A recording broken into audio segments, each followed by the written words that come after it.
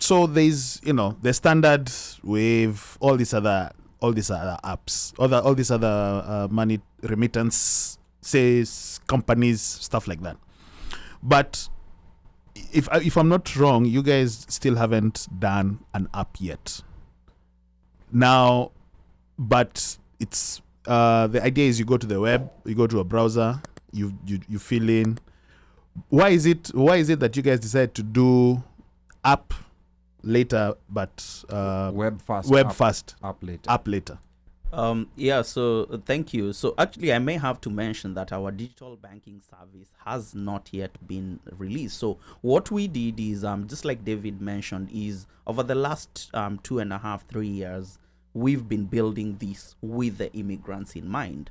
What you see on the wirepay.com website is pretty much our remittance service.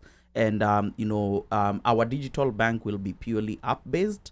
So we'll be releasing the app. Like I mentioned, we are currently undergoing penetration tests and vulnerability scanning for us to be able to get the full clearance to roll it out to the users. So we understand that we are in a mobile first world where people want a lot of these services on their fingertips, and so that's why our digital banking app is coming soon to the Play Store and App Store, and we'll be sharing it to the people. We currently have over 15,000 people that have signed up to our wait list, so we're still growing that number. So go to getwaya.com, sign up to the wait list so that you'll be the first people to say that website again. Getwaya.com. So getwaya.com. Yeah, getwaya.com. Yeah.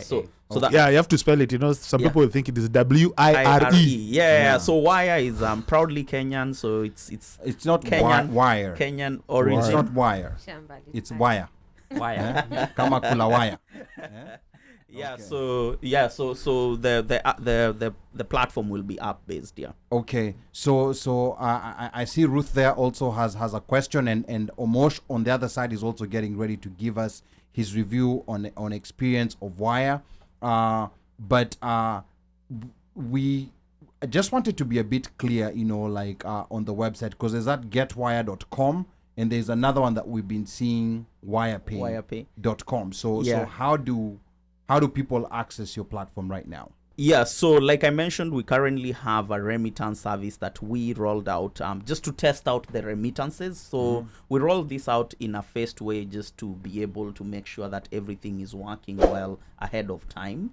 So our main website is getwire.com, where we will pretty much be focused more on the WAYA app, which is our banking solution. WirePay Limited Incorporated is our corporate, so it's a company that owns the WAYA app and the WAYA trademark and all the IP related to WAYA. So getwire.com is our website. And just going back to the question that Uno was asking about all the other apps and kind of the difference is, think about us as that bank that you connect to Sendwave, right? So as an example, Sendwave is just a pass-through money remittance platform, so it enables you to just send money back home.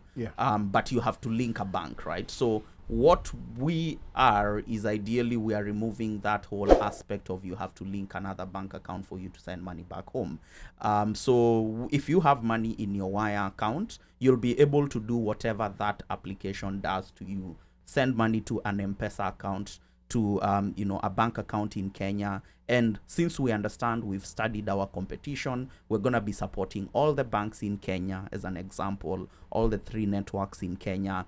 And this is just Kenya that we are talking about. We are working with partners that allow us to settle payments in about 120 countries. It is just that we will be rolling this out periodically to Africa. So we're a bank for the African diaspora, and even other immigrants can be able to open. So as an example, our chief risk and compliance officer is from Laos, came here in the US as a refugee. So we understand that immigrants across the world have these problems, And beyond that, if you have a WAYA account and you get a WAYA debit card, you can still use your WAYA account and debit card to connect to your SendWave. So you can still go to Swahili Village and even buy a meal. Absolutely, it's just so a regular debit card. It's a regular debit card, and like David mentioned, we're also working around to bring our users lines of credit cards, loans, and stuff like that. So think about us as a banking partner that is here to address the needs of the diaspora and to take care of the needs of the diaspora.